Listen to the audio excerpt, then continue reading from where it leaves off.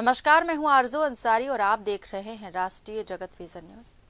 केंद्र सरकार तंबाकू उत्पादों पर बड़ा बदलाव करने की तैयारी में है। जानकारी के अनुसार 2026-27 के बजट में सिगरेट, बीड़ी और पान मसाला जैसे उत्पादों पर नया राष्ट्रीय आपदा आकस्मिक शुल्क (NCCD) या केंद्रीय सेस लगाया जा सकता है।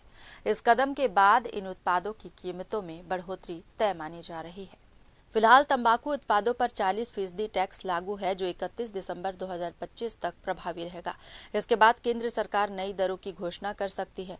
सूत्रों का कहना है कि सरकार ये सुनिश्चित करना चाहती है कि तंबाकू उत्पादों पर टैक्स का कुल बोझ कम न हो और GST ढांचे से बाहर रहकर इस पर अतिरिक्त सेस वसूला जा सके। बता दें कि NCCD एक केंद्रीय शुल्क है जिसे वित्त अधिनियम 2001 के तहत लागू किया गया था।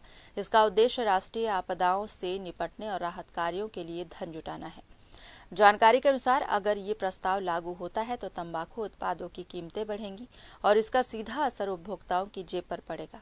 टैक्स से मिलने वाली अतिरिक्त राशि आपदा राहत कार्यों में उपयोग की जाएगी। फिलहाल इस खबर में बस इतना ही। देश प्रदेश की खबरों से अपडेटेड रहने के लिए हमारे चैनल को सब्सक्राइब करें और नए खबरों के नोटिफिकेशन के लिए बेल आइकॉन जरूर दबाएं। नमस्कार।